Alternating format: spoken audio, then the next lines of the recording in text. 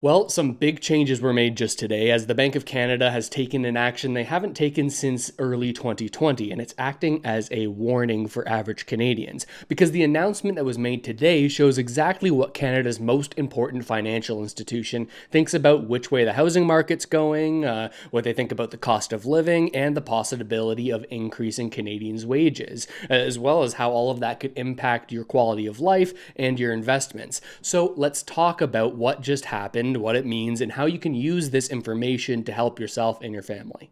In order to understand the changes that happened today, we first need to understand how we got here. This is only going to take 30 seconds, and it's going to make everything that's happening today make a lot more sense. At the start of the pandemic, we saw the Bank of Canada intervene to try to prop up the economy, make sure that the economy kept on going as we experienced the pandemic. They lowered interest rates and they implemented a money printing policy they called quantitative easing to further prop up the economy. Now, this probably saved us from a bigger economic slowdown during the pandemic, one that could have even been worse, but that doesn't mean it didn't do any harm, and we'll get to that in a minute. But the low interest rates of 2020 and 2021, that pumped up consumer spending just as it was supposed to, stimulated the economy, and it resulted, though, in the highest inflation that we've seen in recent memory, peaking around mid-April 2022. Now, the bank still doesn't acknowledge the impact that its own monetary policy had on creating this inflation in the first place.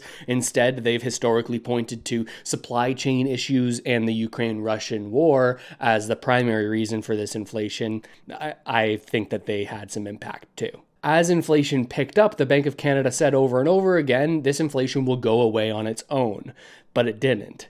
So they finally relented and they raised rates at the fastest pace we've seen in years in an attempt to slow down the economy, to make Canadians feel poorer so that they'd spend less, which would reduce demand and slow down inflation, the thing that they were battling against. And we can follow this downward sloping line all the way to today. And if you're looking at it from the Bank of Canada's perspective, well, this has been a success. Inflation was high, yes, but we got it under control. We were able to bring down inflation without a major economic collapse. We did a good job.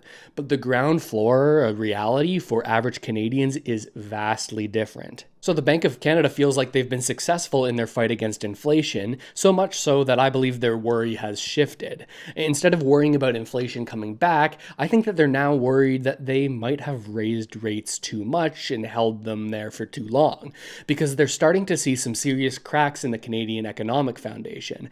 And it has me wondering about the incentives of the Bank of Canada and the government to make things look better than they may actually be, and how it seems like it's always average Canadians who suffer as a result, while the financially well-off see their wealth grow. And we'll talk a little bit later about how you can use some of those same things that the wealthy do to maybe prep yourself for what's to come. We've got a lot to get into, but before we do, I want to take a second to thank the sponsor of today's video, and that's Lumen. Obviously, I'm not any kind of fitness guru, and my weight has definitely fluctuated over the years, but I've found consistently that I feel my best and I have more energy and tend to lose a little bit of weight when I stick to intermittent fasting, and that's what I've been using Lumen for lately. Lumen is a handheld metabolic tracker that measures your metabolism through your breath.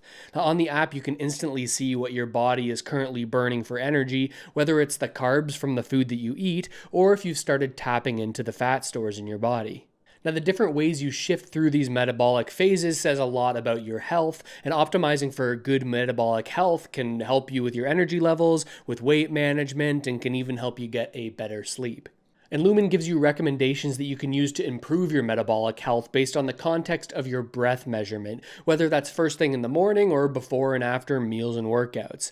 All you have to do is breathe into your Lumen first thing in the morning, and you'll know what's going on with your metabolism, whether you're burning mostly fat or whether you're burning mostly carbs.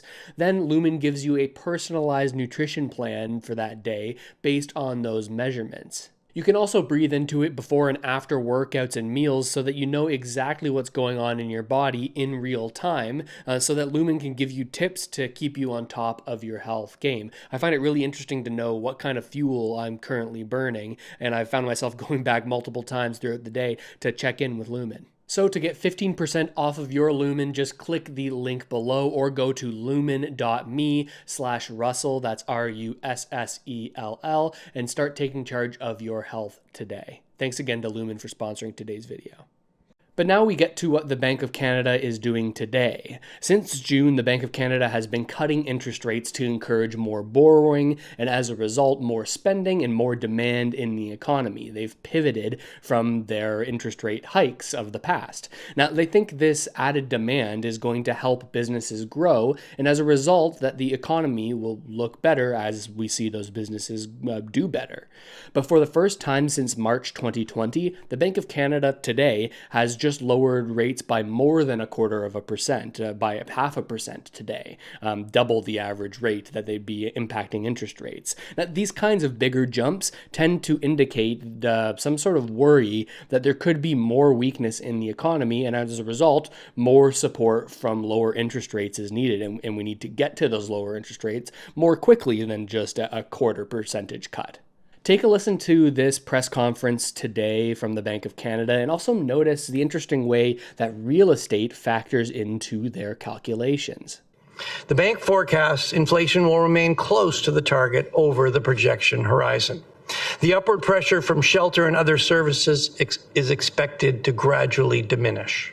If the economy evolves broadly in line with this forecast, we anticipate cutting our policy rate further to support demand and keep inflation on target. Looking ahead, GDP growth is forecast to gradually strengthen to around 2% in 2025 and 2.25% in 2026, supported by lower interest rates. We also expect growth in residential investment to rise as strong demand for housing lifts sales and spending on renovations. So they say that as time goes on, if things happen as they expect it to, they're going to need to keep on cutting rates and keep on adding demand into the economy. And they also say that they project that there's going to be growth in the economy coming forward as a result of these interest rate cuts. It makes sense. But what's really interesting to me is exactly how they see this growth coming together. And really, it's the interesting way that real estate impacts all of this. Here you can see how the Bank of Canada expects the economy to just continue growing and what they expect to go into that. We have consumption. This is just the purchase of goods, consumer goods, and housing in green. So let's look at those. You can see here housing is only supposed to be a small amount of GDP growth in the final quarter of the year, but consumer prices are expected to be a larger part of it. Now, if you listen to that clip we just listened to from Tiff Macklem, he says he projects growth to continue going up in the years following, largely as a result of a pickup in consumer spending and a pickup in real estate sales. In this graph, real estate is only just a sliver of our GDP growth, but I'd argue that it's bigger and a more important piece of the puzzle than they're letting on here. You see, real estate has a way bigger impact on the economy in Canada than real estate does in other countries. It's largely to do with the differences between how we take on debt for these houses, to purchase the houses, what our mortgages look like. When you compare us to the Americans south of the border, well, things are a little bit different there. In Canada, you might know that you usually have to renew your mortgage every 5 years. Sometimes it's 2, sometimes it's 3. People can take out different lengths. But in the States, what they do is they just give you one loan for the entire duration of the mortgage. If your mortgage is supposed to be fully paid off over 25 years, well, then you get a loan for 25 years at a guaranteed interest rate for those 25 years. Not so in Canada. You don't really know what your next interest rate is going to be. Now, there are pros and cons to this. We often have lower initial interest rates than the US, but it also gives more certainty of profit to banks while offloading that uncertainty to the Canadians who have uncertain renewal rates. So there's pros and cons. But as a result of our need to change interest rates and our need to renew mortgages in Canada, as a result, the central banks, the Bank of Canada, has more control in Canada than other central banks do over their populations. The Bank of Canada has more control over Canadians because mortgage rates have a higher impact on disposable income and consumer spending. When you change an interest rate in Canada, it impacts people who bought a house 10 years ago, whereas in the States, you change interest rates, well, they don't care because their loans are staying the same. It's for the duration of their loan.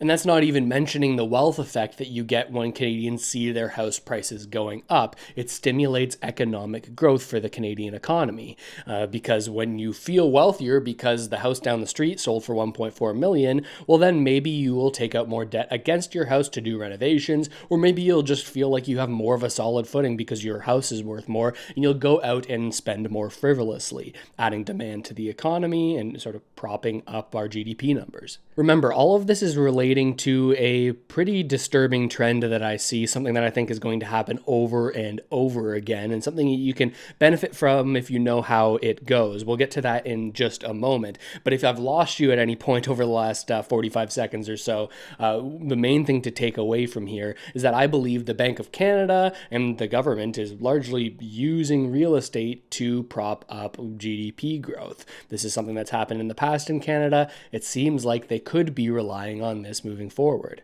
The Bank of Canada thinks that housing is going to tick up and tick up again relatively soon, and it's certainly possible that the real estate market could rebound from the cooling off it's experiencing right now. As a result of these rate cuts and new mortgage policies, we could see house prices go up, but it's definitely not a sure thing. Lower rates will help people take on more debt to buy houses, but house prices in most markets really haven't come down enough to make any kind of meaningful difference when it comes to qualifying for a loan. This is the Bank of Canada's Housing Affordability Index tracker, and it's going to be really interesting to watch moving forwards because it represents, well, how easy it is to buy a home in Canada.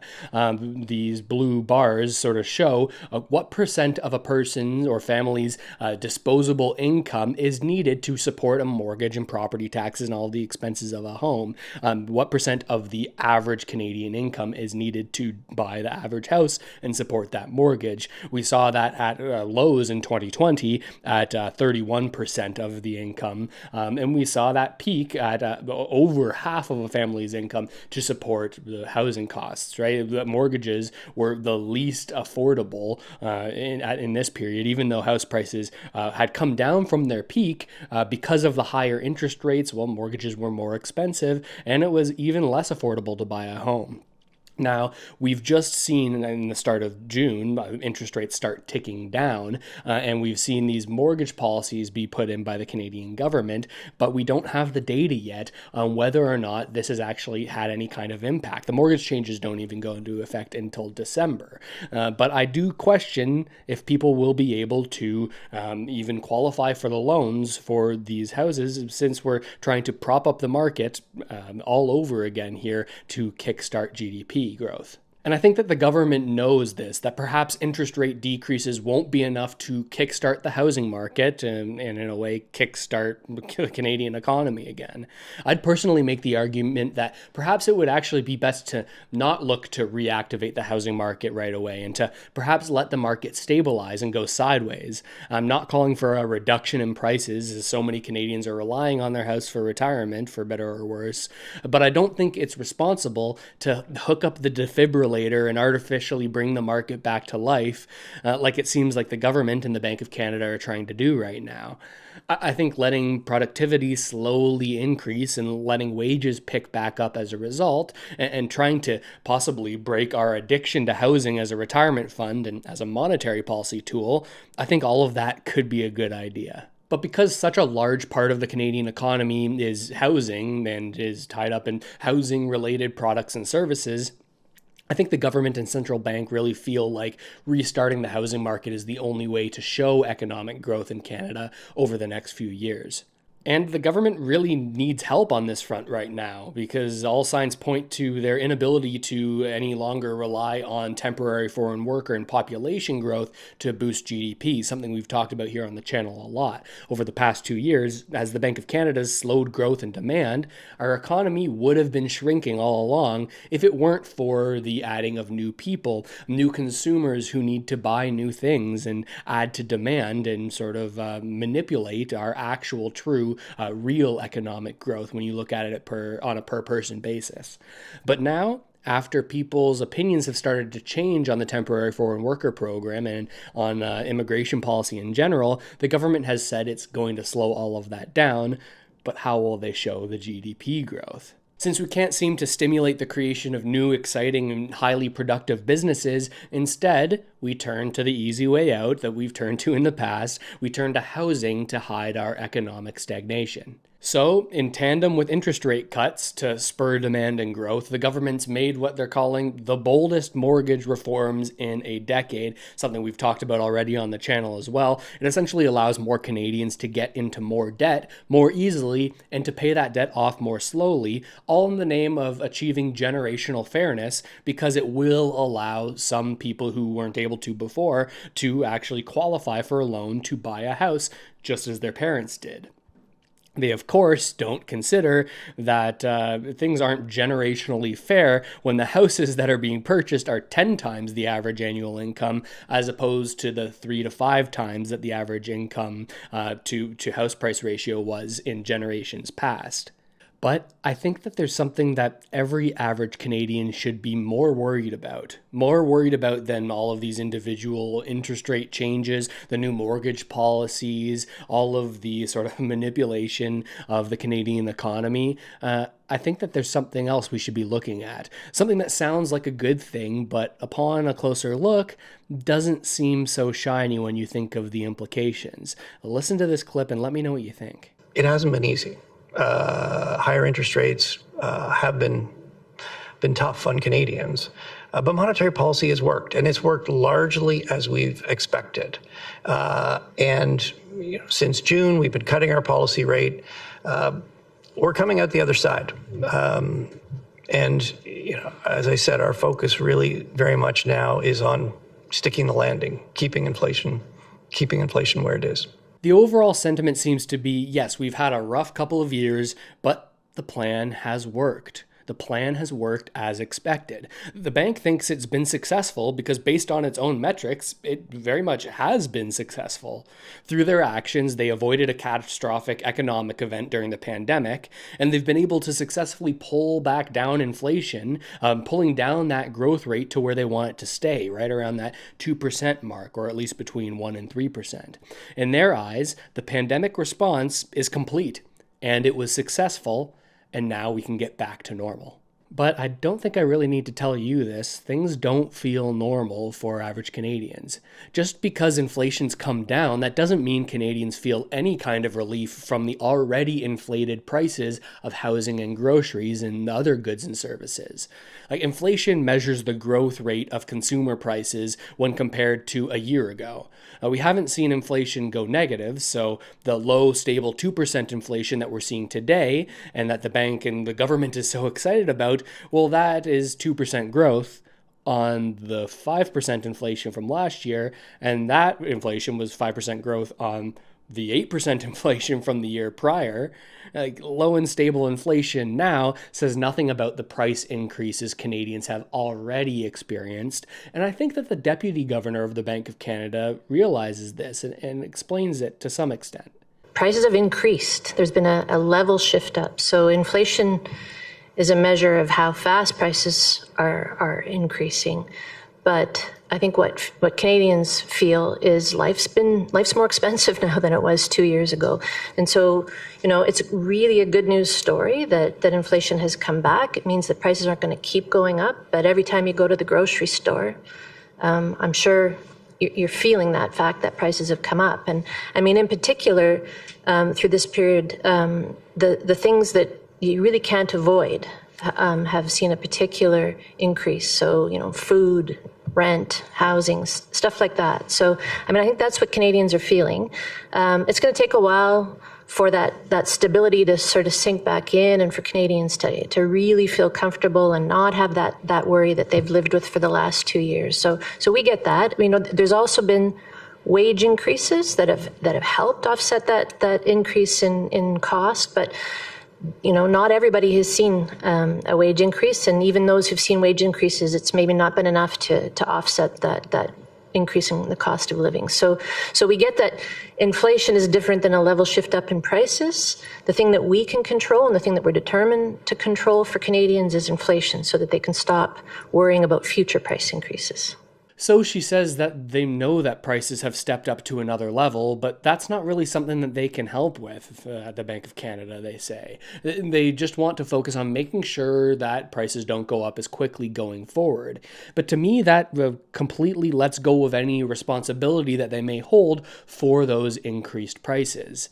It's frustrating that the Bank of Canada, and from what I gather, all the rest of the central banks around the world, have failed to acknowledge something that I believe to be true. They fail to say, you know what? Maybe we also played a role in the inflation that did hurt so many people. They don't talk about how their QE program, otherwise known as their large-scale asset purchase program, where they created around $400 billion of new money out of thin air, used to buy government debt and to provide liquidity to the bond market. They don't talk about that and any potential inflationary impact that operation could have had. Now, don't get me wrong, I don't necessarily think that this program was the wrong move, and that I wouldn't have made the same decision at the time if I was given the same information that they were given. If you take for granted that we needed to shut down the economy for COVID, and that's something that maybe you won't take for granted, you could certainly debate, but if you take that as a certainty, we need to shut down the economy, it's hard to evaluate hypotheticals. If the Bank of Canada hadn't printed money, the economy could have collapsed in a big way. We could have had huge layoffs and permanent scarring as a result of a detachment of workers from their employers, and it's hard to get those people back together and get the economy restarted. That's all possible, but there's no telling to what extent that would have happened, and if the increased cost of living we're experiencing as a result is worse or better than that hypothetical.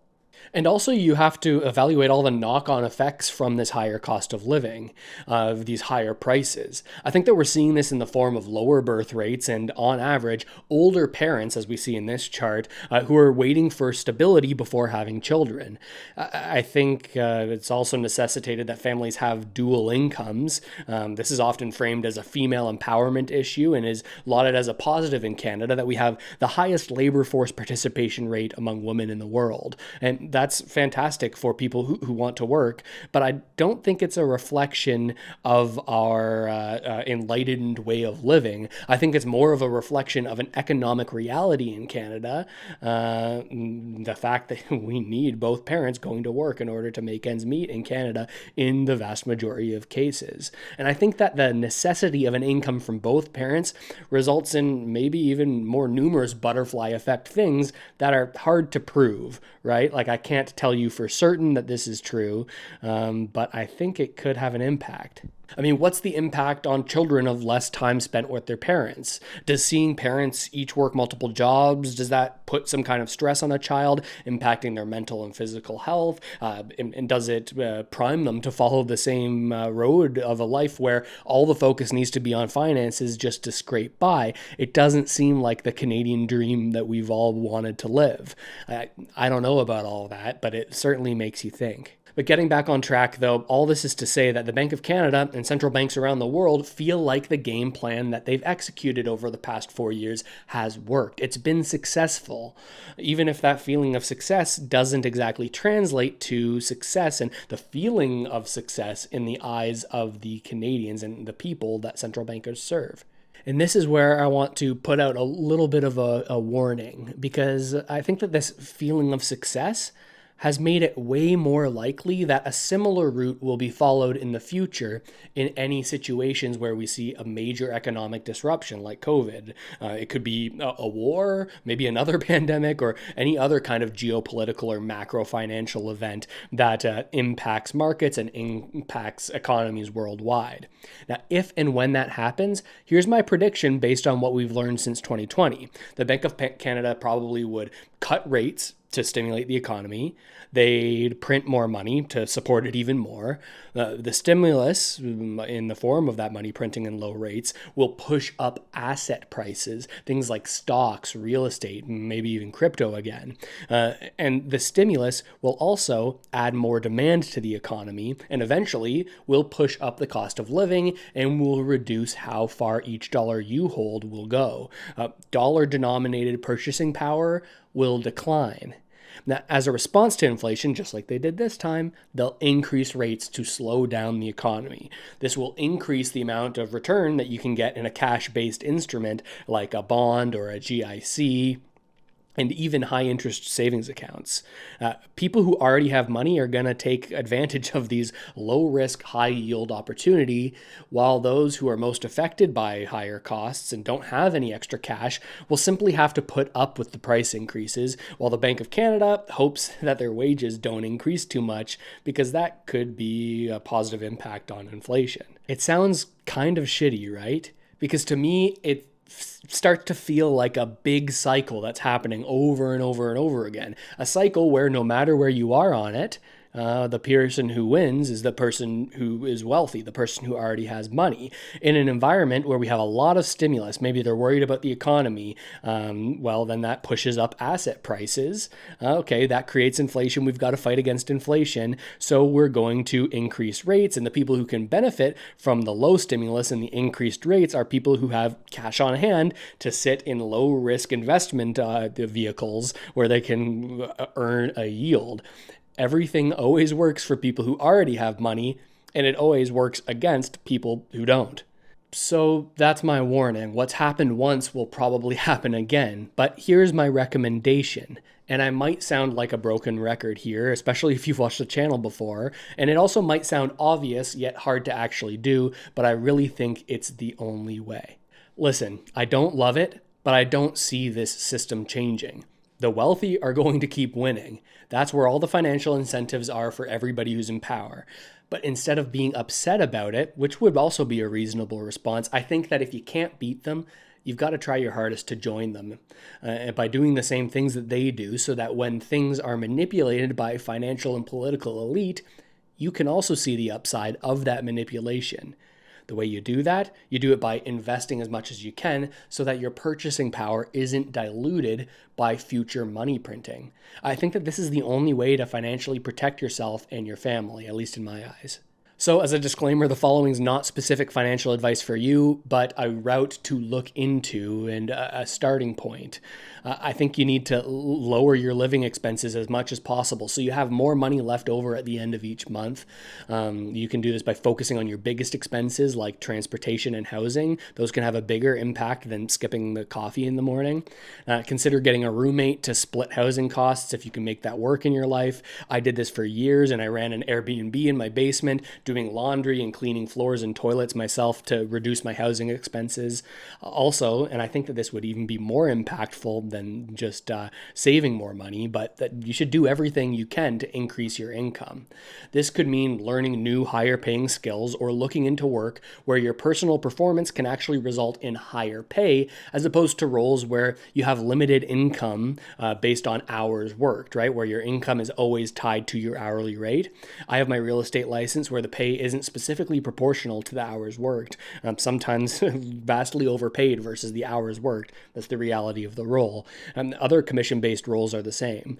I've also spent the past 2 years learning the higher paying skill of software development and have been able to pick up additional higher hourly pay work on the side. Not to mention the creation of this YouTube channel. I love doing it, I'm being honest with you.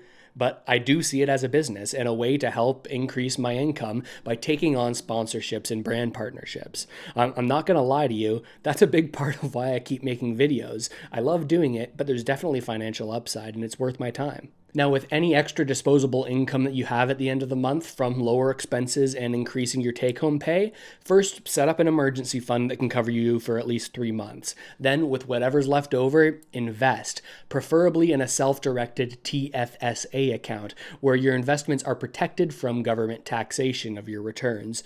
Look into highly diversified, low-fee index ETFs, possibly instead of mutual funds, so you can set and forget your investments for the long term. Now, you already have an emergency fund, so you won't need to sell these investments for a long time. That's key. Leave your money in the markets and don't get spooked by short-term fluctuations. Most people lose money in the market because they come to a situation where they need that money and they're forced to take it out at a time that isn't ideal.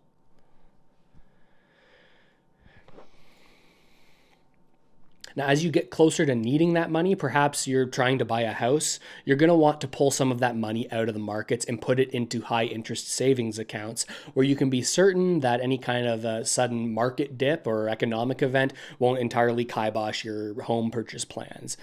And then if you get incredibly fortunate and get to the point where buying a home is realistic for you, I'd implore you to look into options that include space that could be rented out in a worst case scenario.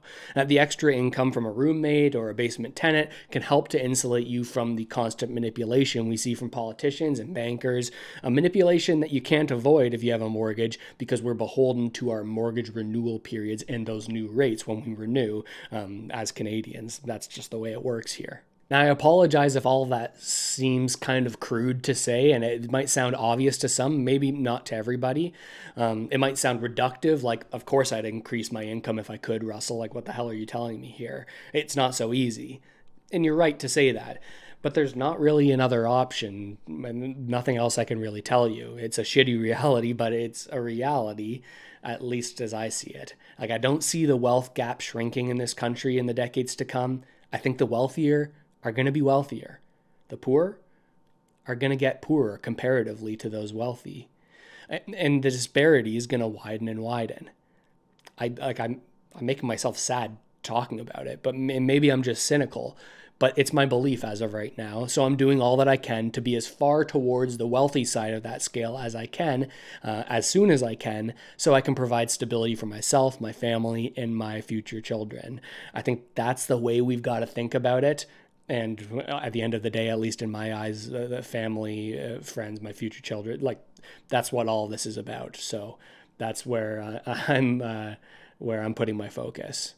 But I'm curious what you think about all of this. What do you think of the interest rate changes from the Bank of Canada, this 0.5 percentage point cut to interest rates, the new mortgage policy? Do you think it's all designed to sort of kickstart housing to help our GDP numbers so we can say, hey, look at the good growth, even though Canadians aren't actually feeling it? Or is that just too cynical? Or maybe what do you think of this bigger idea, this idea that, hey, this is just a cycle. It's going on over and over again. Probably not going to change, so do your best to make the most of this system that's already set up. Is that too negative? Am I being too negative about all of that? That's the way I say things. Let me know down in the comments what you think of all of this. Subscribe to the channel if you haven't already done so. Thanks to the over 100,000 people now who have subscribed. Thank you. That's been a long-term goal, and we've now hit it. So thank you for following along. And if you want any of the sources for this video or any previous video, check out the link in the description where you can sign up for the email newsletter. We send out the sources after every single one of these videos, so you can get all of that information there.